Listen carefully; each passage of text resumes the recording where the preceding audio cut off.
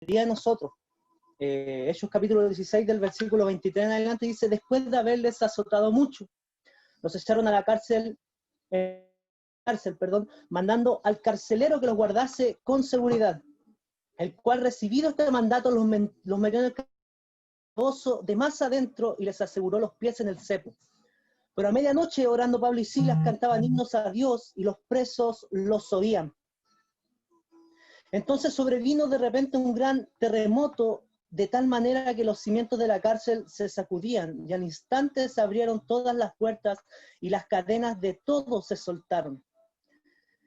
Despertando el carcelero y viendo abiertas las puertas de la cárcel, sacó la espada y se iba a matar, pensando que los presos habían huido. Mas Pablo clamó a gran voz diciendo: no te hagas ningún mal, pues todos estamos aquí. Al leer esta escritura, si bien es una escritura que normalmente los que llevamos más tiempo en la iglesia conocemos quizás de memoria o nos han enseñado en las clases, hemos escuchado distintas predicaciones al respecto, me pude dar cuenta de la mentalidad maquiavélica del diablo con el afán de callar a Pablo y a Silas. Amén. Y también por el hecho de que no todos los días él tenía el privilegio, aleluya, de haber o poder decir que él había vencido en alguna oportunidad.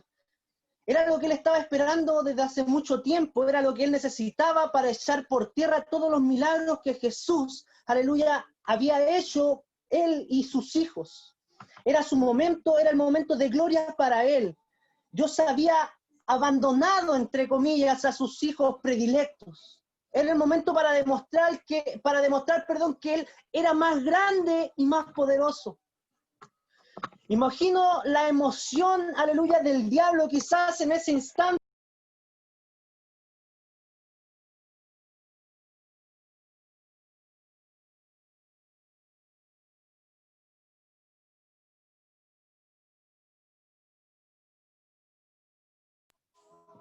¿Ahí sí? Amén. Tan pronto como fuese posible de que él había ganado en esta oportunidad.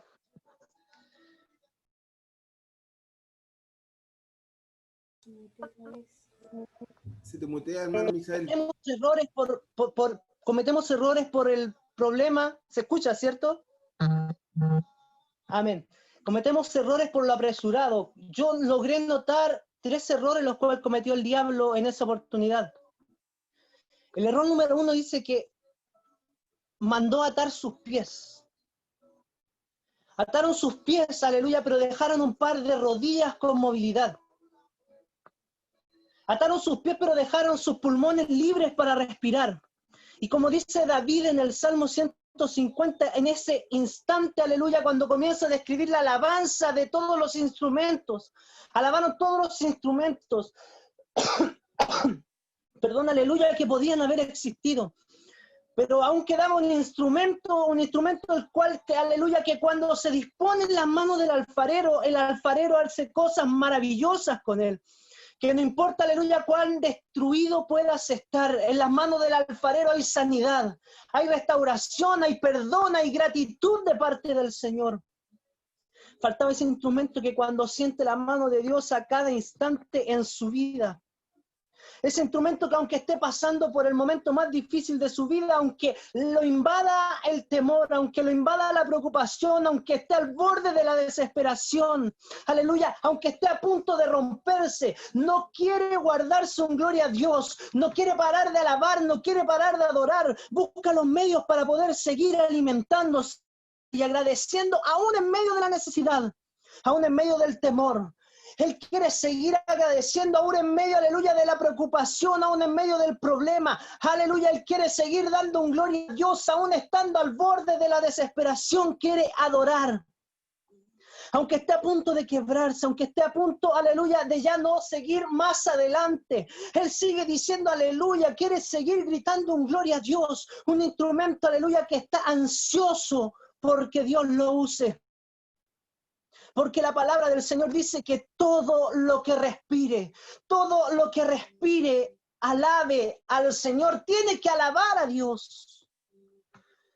Ataron sus pies, pero dejaron, aleluya, una cabeza que podía moverse en distintas direcciones. una cabeza que podía mirar a distintos lugares, una cabeza que quizás podía mirar hacia el suelo y podía haberse quizás entrado en un acto de depresión en ese instante, al mirar quizás la derrota en la cual estaban sufriendo, o podía haber elevado sus ojos a los montes mirando hacia lo alto, donde ellos sabían que vendría su socorro, donde ellos sabían que aún en medio de la necesidad había una bendición, aún estando atados sin posibilidad de congregarse, Él los podría, aleluya, llevar directamente a la victoria. Ya estaban en su poder, era cuestión, aleluya, de tiempo para que ellos olvidaran al que los había salvado. El carcelero pensó que con atar sus pies, Él pensó, aleluya, que dejándolos encerrados, ya no teniendo la oportunidad de predicar un compañero de trabajo, ya no teniendo la oportunidad, aleluya, de que con nuestro cambio físico, nuestro cambio de actitud, podamos ser milagros vivos en nuestras casas, en nuestros trabajos, en nuestros estudios. Ya no podríamos cambiar. Ya no seríamos irreconocibles para alguno. Él podría callar nuestras vidas. El diablo quiso dejarlos encerrados entre cuatro paredes.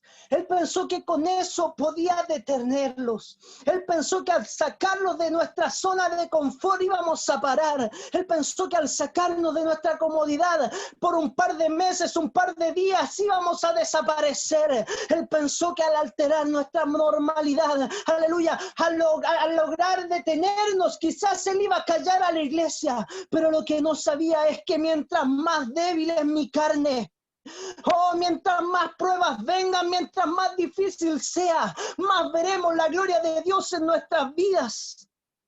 Más veremos la mano de Dios en nuestros hogares, en nuestras familias, en nuestros alimentos, en nuestra economía, porque cuando todo está en nuestra contra, aleluya, porque cuando solo hay alguien en quien mirar, cuando solamente puede uno marcar la diferencia, aleluya, cuando Dios se manifiesta, cuando todos te dicen que no se puede, Él está presto para hacer de nuestras vidas un milagro una vez más, aleluya, mi hermana, mi hermano. Había algo, aleluya, mis hermanos, que el carcelero había olvidado. Él dejó libre la boca de Pablo y Silas, tal cual como dejó libre nuestras bocas en estos días. Él había olvidado que mi Dios dijo: donde se hace mención de su nombre, aleluya, donde se hace mención de su nombre, el mismísimo creador de los cielos, el que creó todo lo que vemos y aún lo que podemos imaginar. Él mismo abandona su trono y le dice a sus ángeles: miren, este es Jorge, aleluya, que está clamando mi vida. Miren, aleluya, ese es Galadriel, ese es Patricia, él es Pedro, es Vanessa, aleluya, que está, aleluya, hablándome otra vez. Miren, yo reconozco ese timbre de voz. Esa es la voz de mi hijo, esa es la voz de un verdadero adorador, que aún estando encerrado, aún estando estresado, aún estando preocupado, no deja de adorar ni bendecir en un instante el nombre del Dios Todopoderoso. Aleluya. El error número 2 que pude notar, aleluya, fue que el diablo, aleluya, el carcelero en ese momento dejó juntos a dos adoradores. Que cuando hay un adorador que quizás su llama está al punto de extinción, un adorador, mis hermanos, que su llama ya está quizás tambaleando, un adorador que necesita aceite urgentemente para encender su fuego, porque mientras aún haya vida, aleluya, dice la palabra del Señor que hay esperanza, y mientras tengamos fuerza para poder decir Jesús, para poder clamar su nombre, no vamos a dejar que la llama del hermano que está a nuestro lado tambalee, porque mientras las cenizas aún estén, aleluya, con nosotros, aún estén calientes, solo necesitamos decir su nombre para que Él haga un milagro una vez más en nuestras vidas. Solo necesitamos mencionarlo para que Él se haga presente. Gracias le doy a Dios que en la iglesia del Dios vivo, La iglesia a la cual nosotros pertenecemos quizás una iglesia muy chiquitita en comparación con las grandes iglesias, aleluya. Una iglesia que quizás, aleluya, podemos pasar miles de problemas, miles de dificultades y quizás la economía de todos nuestros hermanos no es lo que quisiéramos, Señor. Una iglesia que no le daban más de 3 meses de vida. Una iglesia llena de rechazados, una iglesia, aleluya, quizás la más insignificante, quizás hasta la última iglesia de la cual quizás nosotros podamos querer pertenecer. Existen adoradores, mis hermanos, que no están tranquilos cuando ven a alguien necesitado, que siempre están llamando para saber de tu enfermedad, que siempre están orando por tu problema, que aunque te encuentres humeando, ellos llegan y con una simple verdad, con una frase, mis hermanos, que muchas veces han salido y hemos gritado desde nuestros púlpitos y que conocemos quizás nosotros mismos mejor que nadie. Una frase sabida de memoria, una frase que al salir de sus labios sentimos cómo cambia nuestra vida. Dios nunca se va a olvidar de ti. Dios nunca se ha olvidado de ti. Esa frase, mis hermanos, que después de escucharla, algo que muchas veces nosotros mismos dijimos, comenzamos a sentir cómo esa pequeña chispa comienza a crecer, como poco a poco ya no es una chispa, sino que es una brasa, como paulatinamente comienza a cambiar y a transformarse en una luz, en una llama para nuestras vidas, una llama que comienza a alumbrar en las tinieblas, una llama que nos permite mirar desde otra perspectiva, desde otro ángulo y ver cómo poco a poco comienzas a levantar la visual y empiezas a notar algo medio nublado, empiezas a notar cómo poco a poco el humo a lo lejos empieza a crecer, aleluya, empiezas a mirar más detenidamente y sí, es tu amigo. Es tu hermano, el que siempre quería estar contigo de los primeros en la iglesia. El que cuando decían, ¿quién quiere alabar? ¿Quién quiere servirle a Dios? Aleluya. Él estaba allí. El que creías que al tener quizás un cargo en la iglesia, aleluya, se encontraba más cerca de Dios. El que cada vez que oraba, Dios se manifestaba. El que cada vez que imponía sus manos, Dios sanaba. El que cada vez que oraba, el que cada vez que predicaba, Dios hacía presente. El que admiraste quizás en algún momento o aún admiras. Ese que era tu modelo a seguir, quizás sí, el mismo. Se encuentra solo, se encontraba solo. Él creía, aleluya, mi hermana, mi hermano, que ya todos lo habían olvidado. Él quizás estaba comenzando a pensar que quizás Dios se había equivocado con la unción que había puesto en él. Quizás él no era la elección de Dios. Ese siervo, esa sierva comienza a chispear otra vez desde el momento en que tú te acercaste, desde el momento dijiste, Dios no te ha dejado solo, lo sigues observando y a los segundos esa chispa ya no es solo una chispa, sino que está transformándose en una brasa. Él no sabía qué era lo que estaba pasando, él creía estar solo, comenzó a mirar hacia sus costados, él que miraba, aleluya, cada cierto rato para saber si aún alguien se acordaba de él, que pedía a gritos quizás, aleluya, en medio de sus oraciones, a sus amigos, a sus hermanos, y no veía a nadie. Ese que pensó que no volvería a levantarse nunca. El que creía que todo iba a ser igual que antes, el que al levantar, aleluya, su vista no encontraba a nadie, aleluya, como quizás hace un tiempo atrás era una costumbre para él.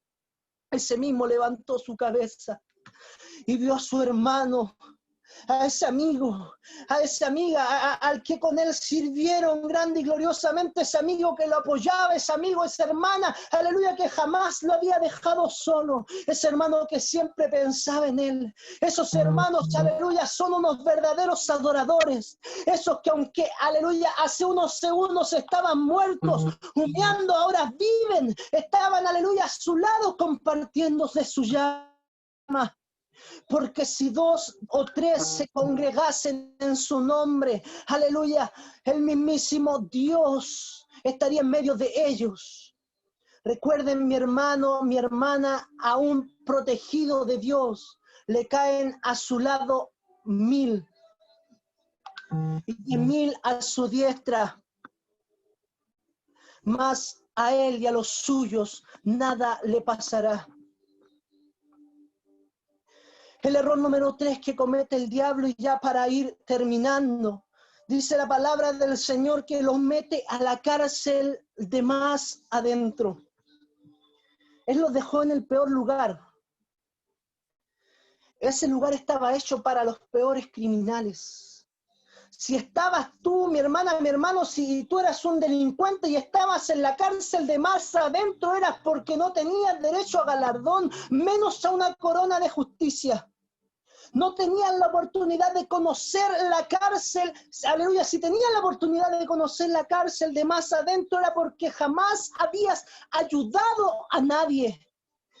Jamás habías, aleluya, participado, ni mucho menos apoyado en ningún acto benéfico, ni mucho menos haber servido en ningún lugar. Si estabas en la cárcel de más adentro era porque tu paga era la muerte y el sufrimiento eterno. Si estabas en la cárcel de más adentro era porque ya nadie podía pagar el precio de tus crímenes. Si estabas en la cárcel de más adentro era simplemente porque habías actuado mal y te lo merecías. Al carcelero simplemente le dieron la orden y él la obedeció. Él los puso en la cárcel de más adentro. Él no los conocía.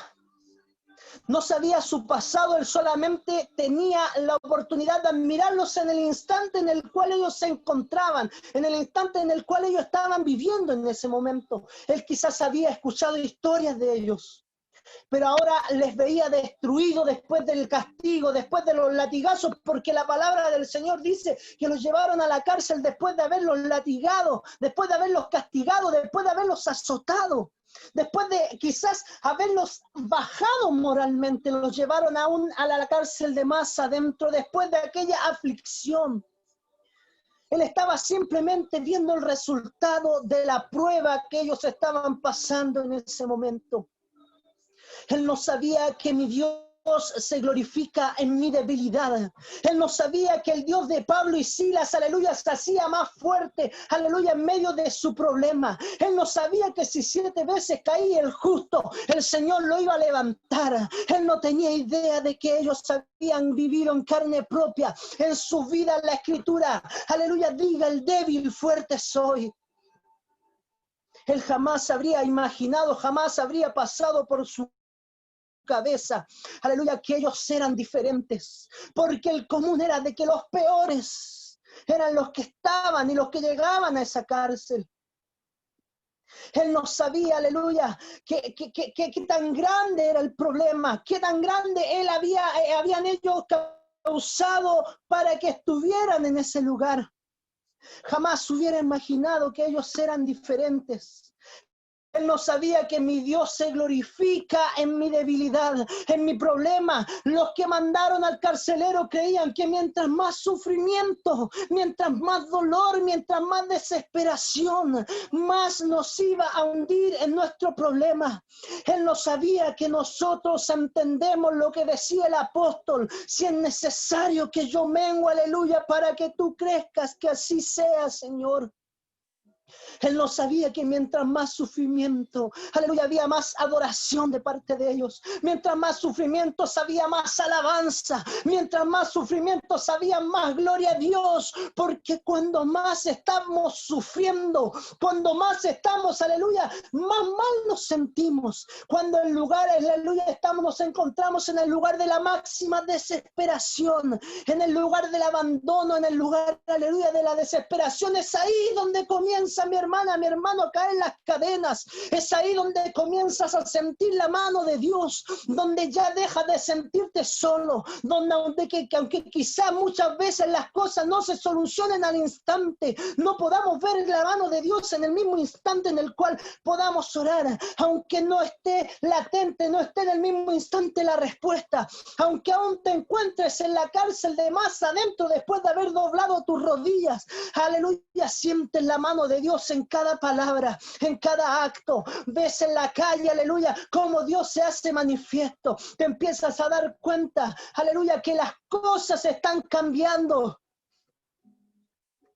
que pensabas que habías hecho todo lo necesario para que te oyeran, que habías ya ocupado hasta las últimas fuerzas para que te escucharan, para que te encontraran. Déjame decirte, mi hermana, mi hermano, que era muy lógico que pensaras eso, que ya te habían dejado solo, que estabas en todo tu derecho, estabas, mi hermana, mi hermano, en la última cárcel, donde nadie te oye,